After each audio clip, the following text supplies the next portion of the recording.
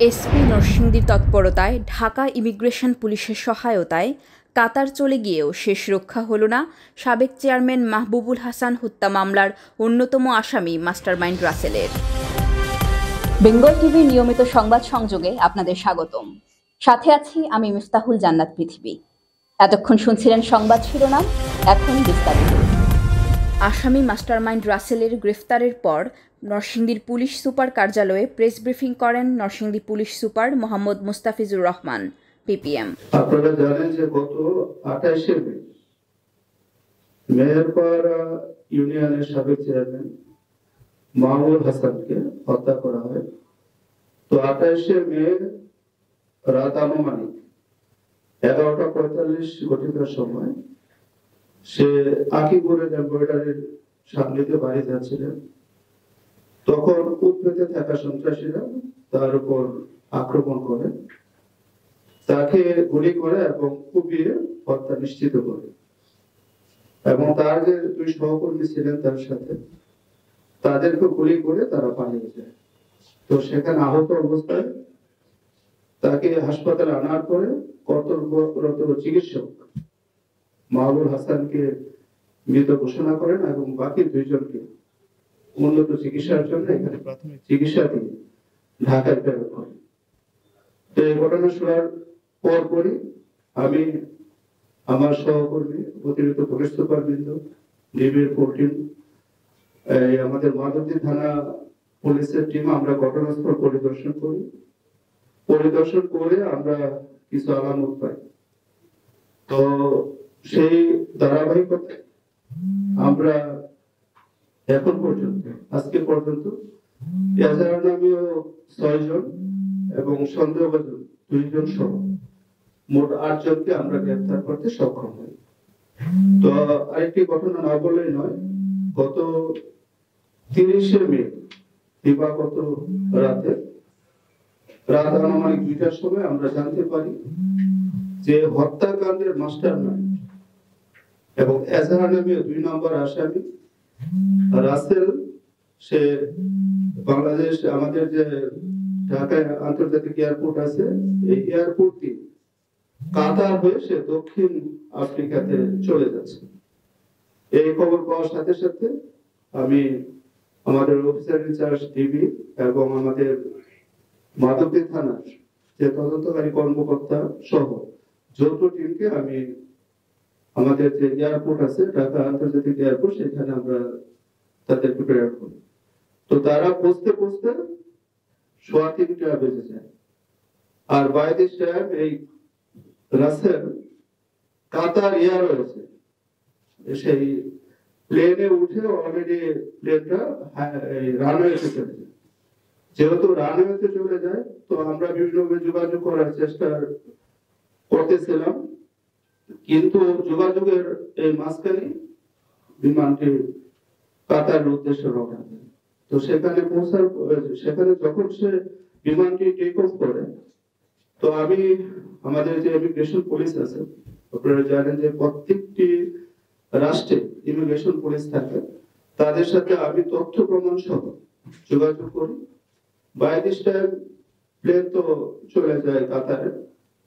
তো কাতারে যাওয়ার পরে এখানে আমি ইমিগ্রেশন পুলিশকে জানালে তারা কাতার ইমিগ্রেশন পুলিশকে জানায়। সেখানে সে যখন ল্যান্ড করে, তখন তাকে কাতার ইমিগ্রেশন পুলিশ তাকে আটক করে 12 ঘন্টা তাদের হেফাজতে ছিল। সেখান থেকে ফিরতি ফ্লাইটে গতকালকে ভোর 4টার দিকে সেই প্লেনটি বাংলাদেশে আসে। আসার পরে আমাদের ইমিগ্রেশন পুলিশ রাসেলকে গ্রেফতার করে আমাদের কাছে হ্যান্ড ওভার করে। আমরা তাকে নিয়ে কালকে সারাদিন বিভিন্ন জায়গায় অপারেশন করার পরে সে বিভিন্ন রকম তথ্য আমাদের দেয়, সেগুলো আমরা যাচাই বাছাই করছি। তো তারপরে আজকে যেহেতু আপনারা জানেন যে কোনো এই দুষ্কৃতিকারী যেই হোক, আমাদের একটা বাধ্যবাধকতা আছে, আদালতে সুপর্দ করার একটা টাইম ফ্রেম আছে। তো আমরা আজকে তাকে বিজ্ঞ আদালতে প্রেরণ করবো একটু পরেই। 7 দিন রিমান্ড ছিল, বিজ্ঞ আদালত আমাদের রিমান্ড দিলে পরবর্তীতে আমরা তথ্য প্রমাণের উপর ভিত্তি করে পরবর্তী আইনগত ব্যবস্থা গ্রহণ করব। তো বাইরে আমরা যে বিভিন্ন জায়গায় অপারেশন করেছি তার কেস থেকে আমরা গুরুত্বপূর্ণ তথ্য পেয়েছি, সেগুলো আমরা যাচাই বাছাই করছি। তো এটা একটি পূর্ব পরিকল্পিত হত্যাকাণ্ড, এতটুকু আপনাদের আমি নিশ্চয়তা দিচ্ছি যে এটা হঠাৎ করে হয়নি, এর সাথে অনেকেই জড়িত আছে। তো যে জড়িত থাকুক সকলকে আমরা আইনের আওতায় নিয়ে আসবো, এই লক্ষ্যে আমি আপনাদের সকলের সহযোগিতা চাচ্ছি। যদি কোনো কোশ্চেন আপনাদের থাকে। হত্যার মূল কারণটা আসলে প্রাথমিকভাবে কি পাইছে?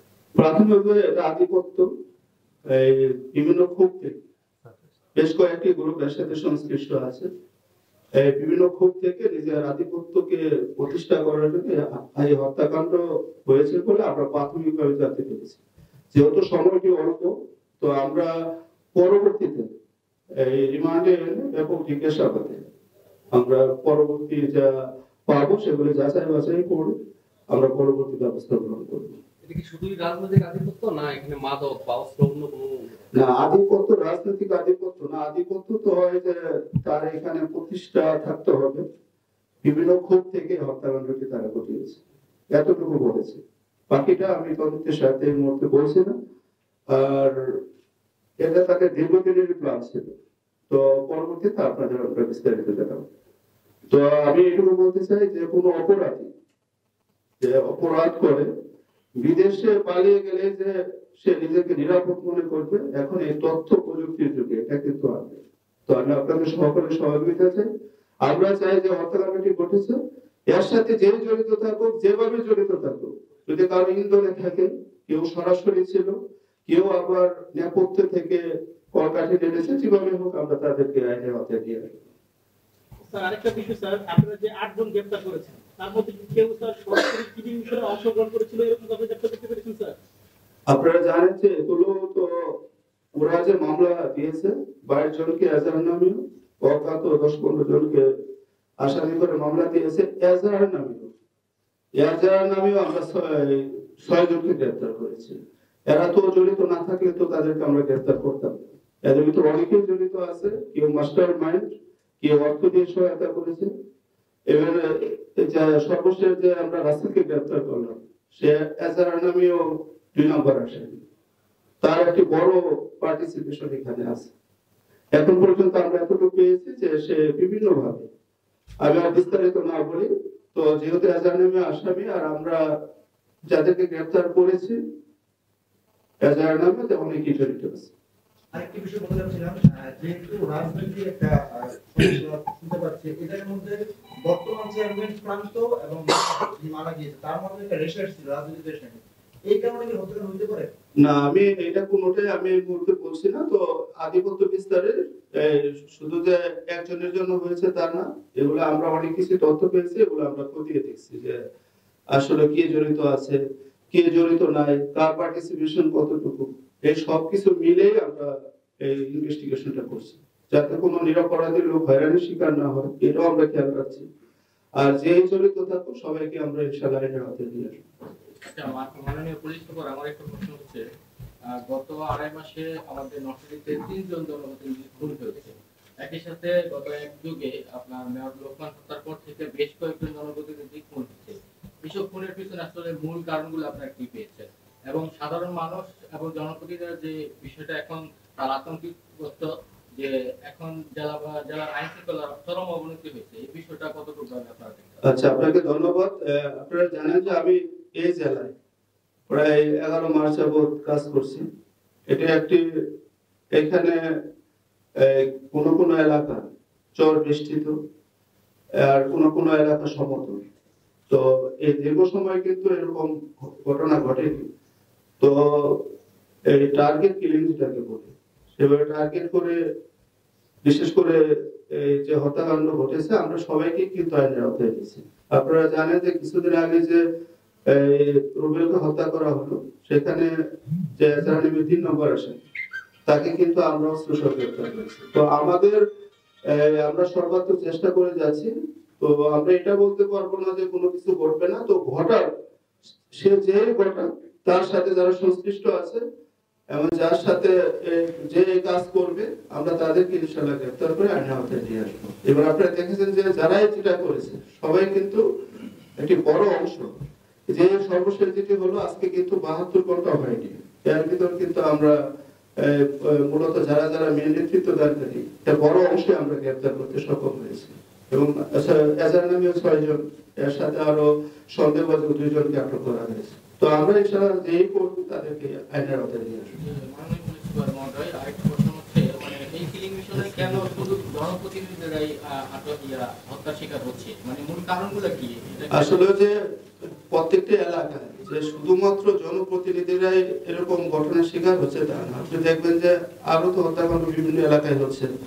এই এলাকায়ও কিন্তু এই পারিবারিক কলহের ফলে অনেকে এই হত্যাকাণ্ডের শিকার হয়েছে। তো এটা আসলে যেহেতু সে একজন জনপ্রতিনিধি ছিলেন এই জন্য এটা আপনারা বলছেন যে শুধুমাত্র তারা হচ্ছে, আসলে ঘটনাটা কিন্তু এরকম না। ঘটনা হচ্ছে যে সবাই হচ্ছে, হয়তো এটা আপনার আলোচনায় এসেছে। জনপ্রতিনিধি যারা খুন হচ্ছে তারা কি শুধু প্রতিহিংসাবশত খুন হচ্ছে এবং আধিপত্য বিস্তারের জন্য? এখন পর্যন্ত আমরা তদন্তে এটাই পেয়েছি যে তো আমরা আরো এটা খতিয়ে দেখছি যে এর সাথে আরো কেউ ইন্ধন আছে কিনা অথবা অন্য কোনো কারণে হচ্ছে কিনা। এটা তো আমরা আসলে 3 দিনে সবটা বলতে পারবো না, এটা পরবর্তীতে তাদেরকে রিমান্ডে নিয়ে আসবো, তারপরে বিভিন্ন যাচাই বাছাই করার ফলে আমরা বুঝতে পারবো যে কেন করেছে, কে কি জন্য হচ্ছে। তো যদি আর কোনো কোশ্চেন না থাকে আপনাদের সকলকে ধন্যবাদ। একটা কোশ্চেন ছিল স্যার, এই লাস্ট ধন্যবাদ স্যার। এই অল্প সময়ের মধ্যে মামলা হত্যাকাণ্ডের দুইজন আসামিকে ধরতে পেরেছেন। এই ক্ষেত্রে স্যার আপনার দেওয়া তথ্য মতে রুবেল হত্যাকাণ্ডের আপনি জানালেন যে 3 নম্বর আসামি আটক হয়েছে, আমরা এই মামলার দেখলাম 2 নম্বর আসামি আটক হলো। প্রতিটি মামলায় প্রধান আসামি যিনি থাকেন সেই ধরাছোঁয়ার বাইরে, এই জন্যই কি হত্যাকাণ্ড সংঘটিত হয়েছে?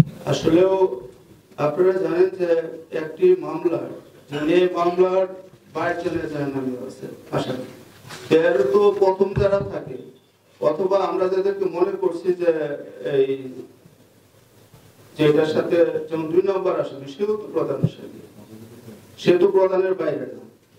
তো ওইখানে যেটা হয়েছে সে 3 নম্বর আসামি, তো সেও তো প্রধানের বাইরে না। তো এটা আসলে সবাই হচ্ছে, আর বাকি যারা আছে তাদেরকে আমরা গ্রেফতারের জন্য আমাদের বিভিন্ন টিম সর্বাত্মক কাজ করছে, আমি এটা তদারকি করছি। তো আমরা আশাবাদী বাকিরাও অতি অল্প সময়ের মধ্যেই আইনের আওতায় আসবে, আর আমরা আপনাদের সহায়তা চাই। এলে আবার আপনাদের আমরা বিস্তারিত জানাবো ইনশাআল্লাহ।